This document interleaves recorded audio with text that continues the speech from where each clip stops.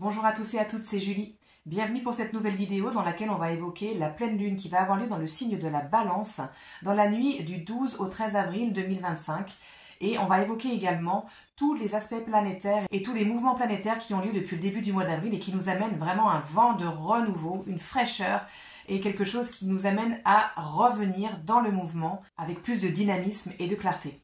Alors c'est parti, on y va. Tout d'abord, depuis le début du mois d'avril, vous pouvez certainement sentir comme un vent de renouveau, une énergie, un dynamisme qui commence à revenir, du mouvement peut-être, et on sent plus de légèreté. On sent aussi qu'il y a une certaine apathie qui commence à s'estomper, et ça commence vraiment à faire du bien. Alors ça, c'est dû à plusieurs choses, et on voit notamment que Mercure, qui était rétrograde, est repassé direct dans le signe des Poissons à 1 degré de la planète Saturne le 7 avril. Il repassera en Bélier le 16 avril, nous apportant plus de dynamisme, et il va sortir de sa zone d'ombre, c'est-à-dire qu'il va ressortir de l'endroit où il était passé rétrograde le 26 avril.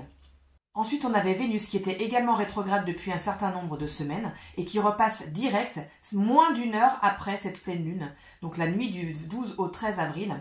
Et donc, Vénus repasse direct, elle aussi, à moins de 1 degré de Saturne. On va en reparler, c'est important. Et elle repasse en Bélier le 13 avril, pour pouvoir, elle, sortir de sa zone d'ombre, donc le 15 mai.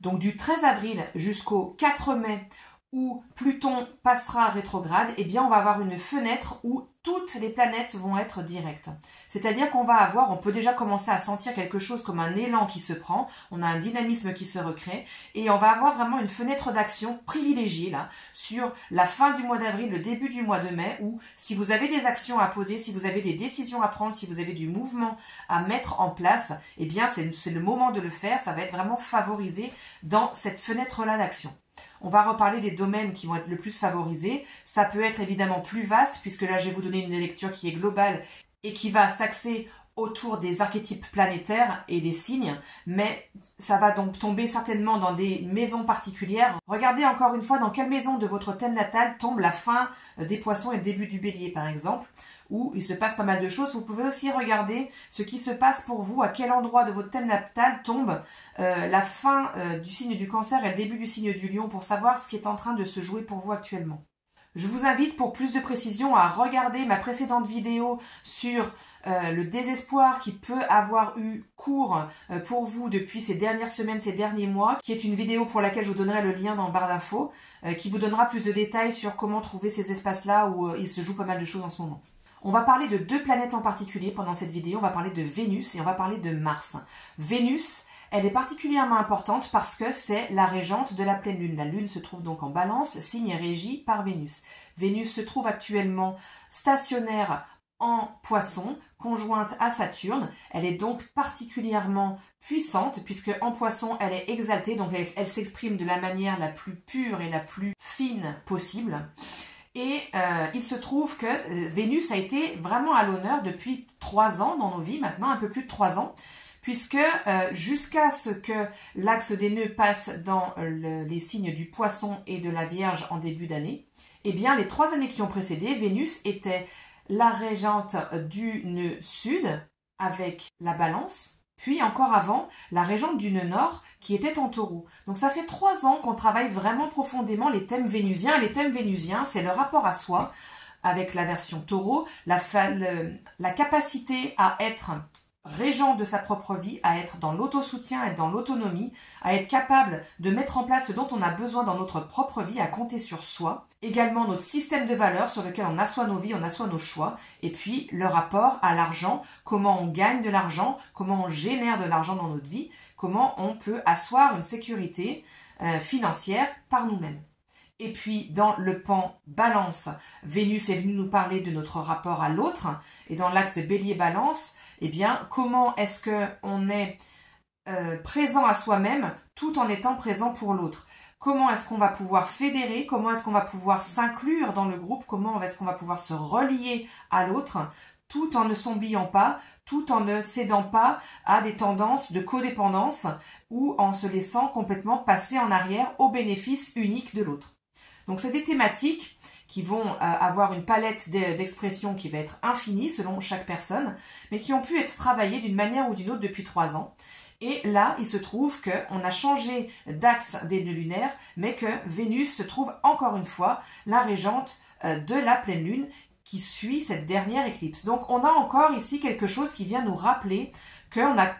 quelque chose qui a été travaillé, et comme on a cette fin de rétrogradation de Vénus qui arrive pile poil au moment de cette pleine lune dont elle est la régente, on a vraiment quelque chose de très puissant qui vient nous dire, voilà, il y a une synthèse à faire ici en conjonction avec ce Saturne. Saturne va vraiment aider à faire le bilan, à faire la synthèse de quelque chose qui a été vécu, quelles leçons en tirer, et comment est-ce qu'on pose des pas concrets à partir de maintenant pour pouvoir aller vers ce que l'on veut, vers ce que l'on souhaite. On va commencer avec ces planètes qui passent tous direct à avoir de plus en plus de clarté, et ça sera encore plus accentué lorsqu'elles seront d'une part en bélier pour la planète Mercure et pour Vénus, et encore plus lorsqu'elles seront sorties de leur zone d'ombre, comme je vous l'ai mentionné en intro. Là, on va vraiment avoir de plus en plus de clarté sur qui l'on est, ce que l'on veut, où on veut aller, et quels moyens on se donne avec le bélier pour pouvoir l'atteindre. La planète Saturne qui est conjointe à Vénus va aussi beaucoup nous aider comme ça à nous dire voilà les moyens qu'il faut mettre en œuvre pour pouvoir mettre au point tes rêves, pour pouvoir mettre en action, en concrétisation tes rêves, là où tu veux aller, la direction où tu veux aller. Et généralement ici ça va toucher les questions de l'argent, de comment je génère de l'argent, par quels moyens je vais aller gagner de l'argent pour pouvoir avoir une vie qui me correspond, et pouvoir avoir une vie, puisqu'on est quand même en poisson, qui va pouvoir en même temps nourrir un intérêt du collectif. Et bien voilà, on peut avoir des choses comme ça qui vont venir nous arriver tout à coup de « Ah, ok, cette direction-là, eh ben ça c'est clair que je pense que c'est jouable et il y a quelque chose à creuser par ici. » Par contre, ce que j'avais envisagé, qui pouvait être peut-être illusoire, tant que Neptune était en poisson, maintenant il est passé en bélier, il est toujours en conjonction mais un petit peu plus large, mais il est passé en bélier, eh bien on a peut-être un peu d'illusion qui peut s'estomper. Vous pouvez avoir eu ces derniers jours des prises de conscience et des réalisations que des choses que vous aviez pu envisager, eh bien elles n'étaient pas viables, ou peut-être vous étiez illusionné, peut-être vous étiez emballé sur un truc qui était en fait pas forcément une bonne piste pour vous. Ça peut être dans ces thématiques-là, ça peut être tout à fait aussi dans des thématiques relationnelles, bien sûr, avec Vénus, ou peut-être, je vous donne un exemple, si vous avez envie de rencontrer quelqu'un, eh bien, tout à coup peut vous venir, ah ok, alors je pense que en entreprenant cette activité, ou bien en allant à tel endroit, ou bien en rencontrant tel groupe de personnes, eh bien, j'ai potentiellement plus de chances d'aller vers le type de relation que j'ai envie de vivre. Puisqu'on a affaire à Saturne en conjonction, on est en train de créer ici quelque chose de concret, quelque chose de matériel, de manifesté, de stable, et avec une certaine forme d'engagement aussi avec Saturne. On n'est pas en train de se projeter sur quelque chose de volatile, quoi. On a quelque chose ici qui a envie de se stabiliser, qui a envie de se concrétiser, où il y a une certaine forme d'engagement. Donc ça peut vraiment venir boucler des boucles, de choses qui pouvaient être en mouvement et peut-être assez floues, et où il y a eu peut-être des hauts, des bas, beaucoup de fluctuations, beaucoup de réflexions, avec tout ce passage de Vénus avec le nœud sud et le nœud nord dans ses signes à elle, puis avec sa dernière rétrogradation qui vient boucler ce cycle-là, où vous pouvez vraiment avoir des choses qui se clarifient et des choses qui tout à coup viennent se solutionner. Alors, on a en parallèle de ça Mars qui est en trigone à toutes ces planètes qui sont actuellement encore en poisson, puis le nœud nord aussi, je le compte dedans. Et il vient nous dire ici, Mars, que ce qu'on est en train de chercher à mettre en place, qui peut être autant dans des façons de générer de l'argent, des façons de se mettre en relation ou des relations nouvelles, eh bien, ça va se faire à partir d'un espace sécure qu'on va pouvoir avoir construit. On en a parlé longuement depuis 6 mois, de ce passage direct, puis rétrograde,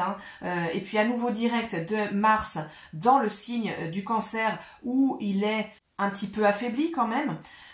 Mais il nous a permis quelque chose de très important, et qui est de non pas passer à l'action, qui est son modus operandi habituel, mais de venir à l'intérieur chercher, observer, calculer, intégrer toutes nos parts de vulnérabilité, où on a besoin de certaines choses au niveau émotionnel pour pouvoir assouvir nous-mêmes nos propres besoins émotionnels, ne plus dépendre de l'autre, sortir des dépendances qui génèrent des relations qui ne sont pas forcément très saines, et pour pouvoir nous prendre en charge et être complètement autonome et avoir une bonne maturité émotionnelle, afin, lorsqu'il va bientôt passer à nouveau en Lion, de pouvoir être soi-même, être un régent, être un souverain qui va être vraiment puissant dans son axe parce que il est complètement fortifié dans sa capacité à être autonome vis-à-vis de ses besoins-là. Eh bien, ce Mars qui se trouve en trigone de cette Vénus-là peut vraiment ici accentuer l'importance du travail qu'on a pu faire et que ces façons de générer de l'argent, ces façons d'être en lien, ces nouvelles relations, ça se fasse dans des espaces sécures, hein, des relations sécures, des façons de se relier qui soient sécures et où on puisse se présenter soi-même, être soi-même dans toute sa vulnérabilité et dans le prisme entier de qui l'on est et que ce soit accepté de la même façon qu'on va accepter dans le même groupe la pleine expression de ce qui va se manifester et s'exprimer de la part des autres. Alors il est quand même à noter que Vénus, avec le stellium qu'elle forme avec Saturne, le nœud nord et Mercure dans les derniers degrés des poissons, se trouve en sextile à la planète Uranus qui, lui, est en train de terminer son cycle de 7 ans dans le signe du Taureau, signe encore une fois régi par Vénus. Donc on a encore une fois ces thématiques ici tauriennes de l'argent, la façon de l'en générer, la façon d'être sécure avec l'argent, comment on va pouvoir le générer pour pouvoir être tranquille et être en lien, raccord avec ses propres valeurs et de le faire avec des manières nouvelles et qui puissent également être écologiques sur un plan de lien avec le vivant, de lien avec la nature, mais de lien avec aussi ce que l'on a envie de pouvoir créer et de voir dans le monde et ce qu'on a envie de nourrir comme nouvelle façon d'être dans le monde pour soi et pour le collectif par extension. Donc on a quelque chose ici où, comme on a cette fin de cycle ici de Uranus et qu'on a également la fin de cette rétrogradation de Vénus en Poisson avec toutes ces planètes en fin du signe des Poissons, eh bien il y a quelque chose, comme on en parle depuis un petit moment déjà, de l'ordre de fin de cycle. Et on le sait bien, lorsqu'on a des cycles qui se bouclent, eh bien souvent, eh bien c'est comme pour une maladie, avant d'aller mieux, il faut que ça aille un peu moins bien, quoi. Donc il est possible que dans les semaines à venir, eh bien, il y ait des choses qui puissent encore s'effondrer au niveau de la façon de gagner de l'argent, peut-être au niveau du travail avec cette présence du taureau qui est manifestée ici. Et peut-être qu'il peut y avoir en fait des choses qui ne fonctionnent plus ou qui tombent à l'eau ou qui ne se font pas ou qui s'arrêtent. Et on le ressent de manière collective avec ce qui a pu se passer au niveau financier ces dernières semaines avec tous les hauts et les bas au niveau financier, puis tout ce qui est en train de se serrer, de se fermer. Il y a quelque chose un peu comme ça qui est en train de vouloir se durcir pour qu'en fait, on espère, en tout cas, on espère de nourrir ça, que ça puisse se relâcher vers quelque chose de plus juste, de plus naturel, de plus sain par la suite. Eh bien, il peut se passer des choses un peu comme ça, à une plus petite échelle, dans les vies de chacun, de chacune, au niveau individuel. Et bien sûr que c'est des périodes qui sont vraiment inconfortables et que ça peut être assez anxiogène parce que quand on a des moyens de subsistance qui s'arrêtent, il y a des solutions à trouver. Mais il peut y avoir aussi peut-être des façons de gagner de l'argent qui sont devenues obsolètes en fait pour vous et que ça amène à réfléchir et à réouvrir en fait des possibilités vers autre chose. Ce qui est intéressant de noter là-dedans, c'est qu'on a vraiment quelque chose qui vient se boucler et qui amène un nouvel essor qui est en train de se construire, comme un élan qui est en train de se construire, qui est en train d'accélérer avec Vénus qui est en train de repasser direct, parce que Vénus va former une conjonction avec Uranus seulement 3-4 jours avant que Uranus quitte le Taureau pour passer en Gémeaux au tout début du mois de juillet. Et c'est pas rien ça, que la planète régente vienne le rejoindre à la fin de son passage, de son cycle de 7 ans dans le signe. On a vraiment une culmination qui va pouvoir s'opérer ici, là, de quelque chose qui se boucle et de nouvelles portes qui s'ouvrent pour une nouvelle ouverture vers des façons de faire différentes par rapport à ces questions-là qu'on vient d'évoquer.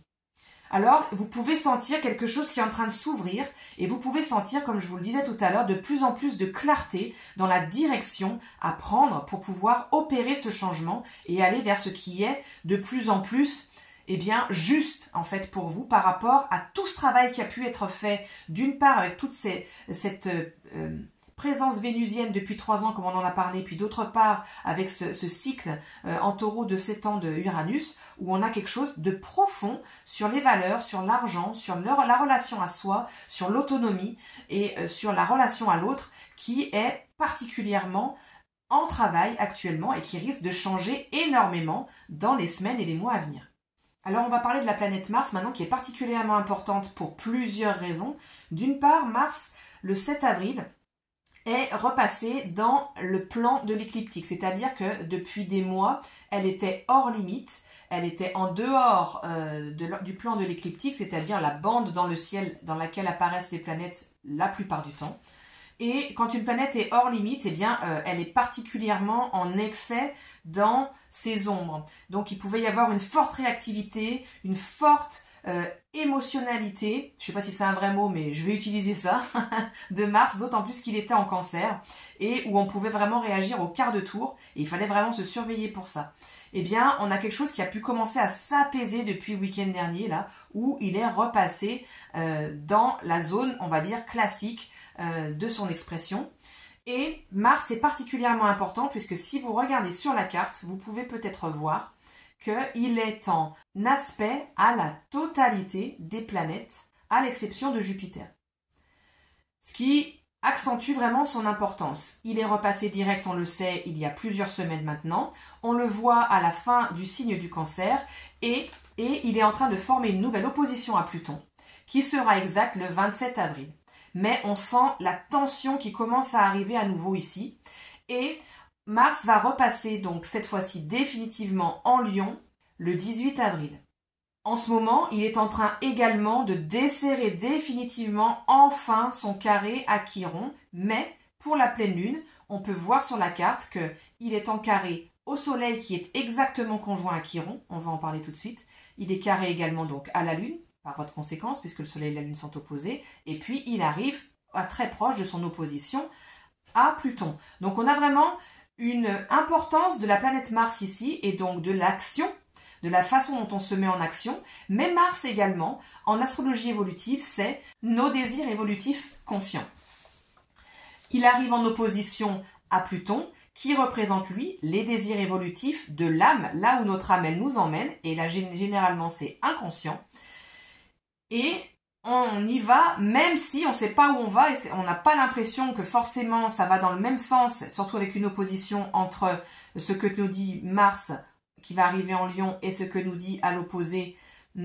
Pluton, qui est en Verseau. Et pourtant, l'idée, ça va être d'harmoniser et d'équilibrer avec cette opposition, qui va être exacte donc à la fin du mois d'avril, entre Pluton et Mars. Donc entre les désirs profonds de notre âme et comment on les manifeste avec nos désirs conscients, là où on a envie d'aller, ce qu'on a envie de concrétiser, ce qu'on a envie de manifester dans la vie. C'est l'expression de Mars, c'est notre libido, au sens sexuel du terme, mais aussi au sens de notre envie de vivre, notre élan de vie.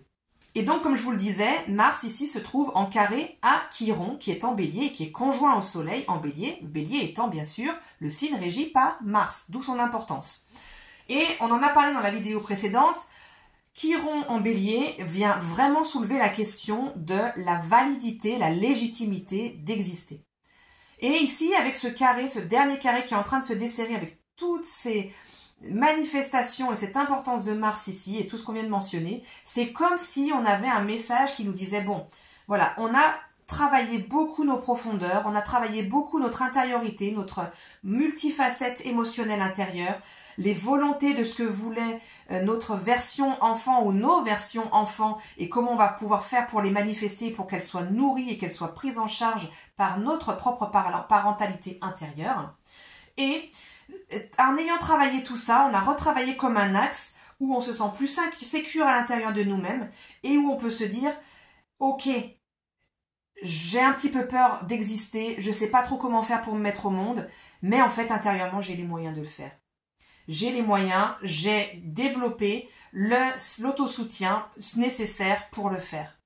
Et donc, pour me mettre en action, pour me mettre en mouvement. Et c'est comme si on disait, là, il y a une boucle de guérison qui a besoin de se boucler. Et c'est pas par l'extérieur que ça va se faire, c'est pas par des ressources extérieures que ça va se faire. C'est moi-même, avec mes outils que j'ai développés, avec mon propre axe. et l'autonomie dont on a parlé notamment encore avec Vénus juste avant, que je vais pouvoir agir sur ça et pouvoir enfin guérir cet aspect-là pour pouvoir m'aligner à être au monde, à agir au monde de manière légitime et ajustée. On gagne donc de plus en plus en clarté sur qui l'on est, qu'est-ce qu'on vient faire et juste quitter les freins et arriver à se mettre au monde avec tout ça. Comme on a donc ce Mars qui est en passe de passer en Lion sous peu, eh bien, il y a vraiment cette idée de, avec tout ce travail qu'on a pu faire, pouvoir utiliser tous ces outils pour se réaliser, se mettre en lumière en fait, et se mettre en place de souverain dans notre vie, où on va pouvoir avoir un ego qui va pouvoir se construire mais de manière saine, puisque c'est plus dans quelque chose qui a besoin de compenser des besoins non nourris. Non, non, non, parce qu'on vient travailler pendant des mois justement le fait de nourrir nos propres besoins. Et donc tu vois, on va pouvoir aller à l'extérieur, dans le monde, avec nos spécificités, notre unicité, notre créativité, et rayonner ce qu'on a envie d'être, et de rayonner dans le monde, de mettre en œuvre dans le monde, de contribuer dans le monde, de manière juste et ajustée à partir d'un espace sain et construit, sur lequel on peut se baser fiablement, stablement, et qui va pouvoir nous aider à sortir de notre chrysalide en fait, dans laquelle on a été pendant des mois en fait à retravailler ces questions de validité intérieure et de vulnérabilité, de toutes nos ombres, de tout ce qui pouvait être souffrant à l'intérieur et qu'on avait pu peut-être occulter, à qui on n'était pas donné voix, pour pouvoir justement s'enrichir de toutes ces parts-là et en fait arriver de manière vraiment souveraine au monde dans la lumière. Et sous ceci, avec l'opposition à Pluton, qui, dans le négatif, peut basculer vers quelque chose où on a une agressivité peut-être et une volonté de pouvoir qui peut être là, et peut-être une polarisation de moi contre les autres. Ça serait l'ombre et la potentialité négative d'un tel aspect, comme on a pu le voir la dernière fois qu'il y a eu leur opposition et qui était à l'automne 2024, qui était proche des élections américaines d'ailleurs, donc on sentait bien cet antagonisme, cette polarisation. Là, on a quelque chose où on a vraiment travaillé en profondeur depuis, et on va pouvoir aborder le monde, aborder les choses, aborder notre vie de manière rassérénée et fortifiée en fait. C'est là qu'il va falloir utiliser tous les outils intérieurs qui ne se voient pas à l'extérieur, mais qui sont là, qui sont la richesse du yin, qui peut pouvoir soutenir le yang. Si on n'a pas ce yin profond qui a été construit et qui est stable, et cet axe qui est stable, eh bien on a quelque chose qui n'est pas tout à fait axé, qui n'est pas tout à fait juste dans l'expression du yang. Et avec ce travail-là, si on a vraiment bossé dessus depuis l'automne dernier, ce qui est probable, eh bien on a vraiment une potentialité ici de revenir à l'action de manière vraiment réajustée et avec beaucoup de clarté, encore une fois, sur là où on veut aller, ce qu'on veut être, qui on veut être, comment on veut l'incarner et quelles valeurs et comment on va pouvoir faire tout ça.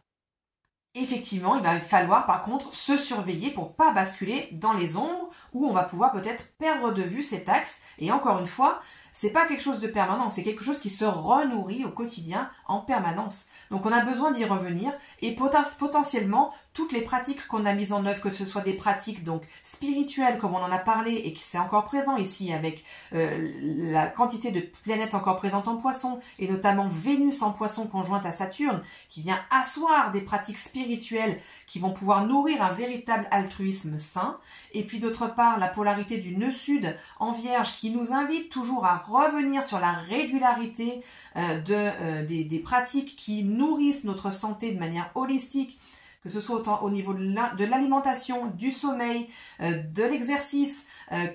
au niveau de la pratique de tout ce qui va nourrir notre santé émotionnelle et notre santé mentale avec de la méditation, de la contemplation ou je ne sais quoi, ce qui marche pour vous, quoi. Eh bien, on va avoir besoin, encore une fois, de continuer à nourrir tout ça pour maintenir notre axe et rester dans quelque chose d'ajuster dans ce qu'on va pouvoir révéler et rayonner au monde d'ici quelques jours et quelques semaines. J'espère que cette vidéo vous a parlé. Si c'est le cas, n'oubliez pas de vous abonner, de mettre un pouce en l'air, de commenter. C'est ce qui nous permet de pouvoir alimenter l'algorithme et de faire nourrir cette chaîne. Et n'hésitez pas à partager la vidéo, en parler autour de vous. Merci encore pour votre soutien, pour votre présence et pour votre fidélité. Et je vous dis à bientôt pour une nouvelle vidéo.